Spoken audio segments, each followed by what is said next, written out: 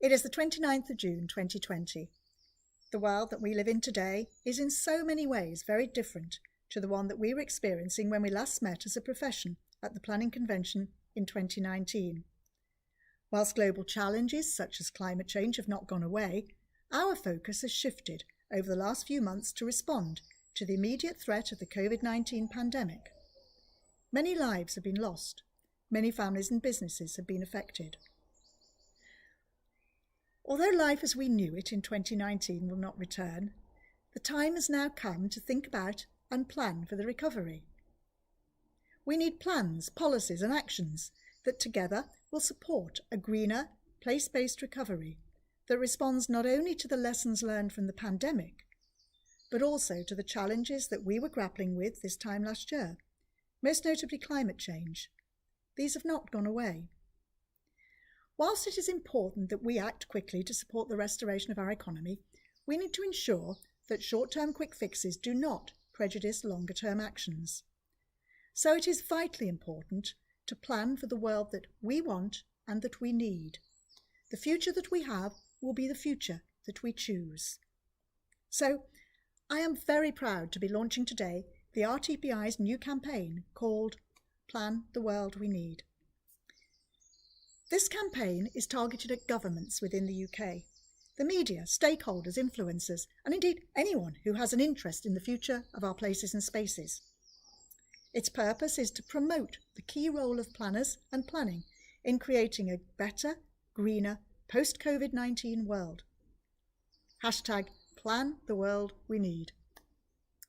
Alongside this, the RTPI is today publishing a report called Plan the World We Need. This report reflects on the health and economic impacts of COVID-19, whilst reminding us that the climate and environmental crisis has not gone away. It calls on governments to take a place-based approach to the recovery, strengthening planning so that it can play a central role in coordinating the deployment of resources and investment in a way that reflects the specific challenges and opportunities of different places. The past few months has brought into sharp focus the strengths and weaknesses of our places and our way of life. What we must not do is ignore what it has taught us about the importance of sustainable, resilient and inclusive places. COVID-19 has impacted on everyone. Lockdown has changed the way that we live our lives and the way that we use our local areas. It's been an anxious time, but across the UK nations and beyond, communities have shown themselves to be innovative, adaptable and resilient. However, experiences of the pandemic have been very different, with many of these differences being a product of the place where people are living.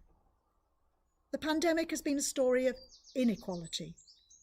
Its impacts have not been felt equally, with those living in our more disadvantaged areas suffering disproportionately. Those who live in cramped homes with limited access to good quality outside space have generally fared less well than those in larger houses with private gardens. The way we travel and move around has changed. The use of public transport as a mode of travel remains severely restricted and is seen by many as the least safe option, at least for the time being.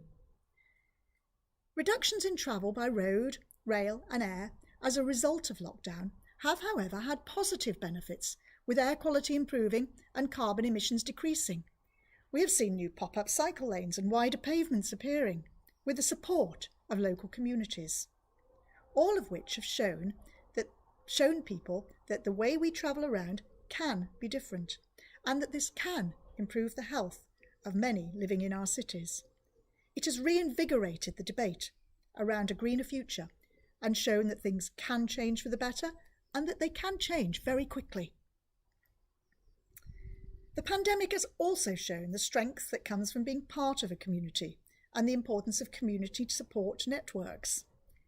Neighbours have mobilised and come together, using local knowledge and local resources to respond to the crisis.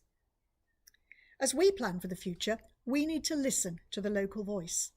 They know what works and what doesn't work in their areas, and we need to capture this and ensure that they are fully involved in planning their future. The very real threat of climate change has not gone away. Similarly, the need to address the crisis in housing supply has not gone away.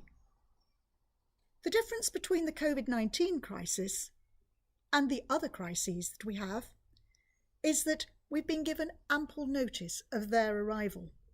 We have an opportunity to address these before they reach a tipping point. The post-COVID-19 world must address the large and widening gaps in health and economic well-being and level up life experiences across society. As we look forward, the stark reality of our economic situation is becoming more evident day by day. There is a desperate need to get the economy moving, but we need to show future generations that we have learnt from our experiences and that we were bold enough and brave enough to be able to plan for the world that both we and they need. They will not forgive us if we do not take this opportunity. To achieve this, we must adopt a place-based approach to decision making. Our approach must be both strategic and holistic. It must be one which maximises investment in public and active transport, healthy placemaking, renewable energy and smart grid technology, resilient infrastructure, climate mitigation, investment in communities, a national programme of building retrofit and delivering the right houses in the right places. As spatial planners, it is our responsibility to lead this place-based recovery.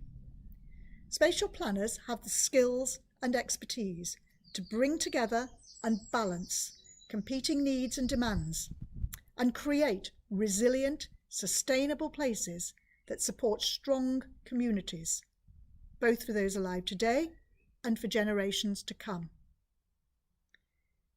This includes supporting the green industrial revolution, prioritising healthy and sustainable modes of travel, reducing pollution, and coordinating the deployment of zero-carbon infrastructure.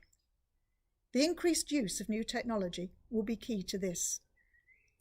The RTPI is not just talking the talk, it's walking the walk with its own climate action plan.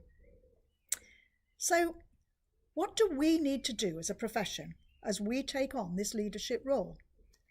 First and foremost, we need to listen and engage with the diverse communities that make up our society. Tackling place-based inequality must be at the heart of the recovery. We must ensure that all voices are represented around the decision-making table and that all voices are equally heard. We must build on the remarkable work performed by communities during the pandemic as they have stepped up to support the vulnerable. We are not alone in our vision for a greener world. Earlier this month, almost 200 top business leaders from companies including HSBC, National Grid, Heathrow Airport, called on the Prime Minister to set out economic recovery plans that align with the UK's climate goals to help build a resilient UK economy in the wake of the coronavirus and to deliver, and I quote, a clean, just recovery. Governments need to set the direction of travel, the objectives and metrics that society wants to see delivered in a post-COVID-19 world. Then they need to provide the resources to achieve this. There is a new willingness for change, so long as that change is for the better.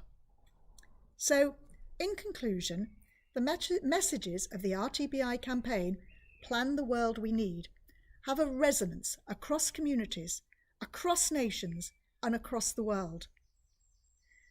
The campaign is the start of a conversation with communities, businesses, stakeholders, the media, and governments alike, as we promote the vital role of planners and planning in creating a better, greener, place-based recovery. Having read the report, I very much hope that you will be inspired to play your part in this campaign in the weeks and months to come by amplifying our social media calls using the hashtag #PlanTheWorldWeNeed. I would also ask you all to watch and share our short campaign film on this YouTube channel so that each time we meet again, whether it be in 2021, 2025, 2030 or beyond, we can look back on what has changed and say that we made a difference. Thank you so much for listening.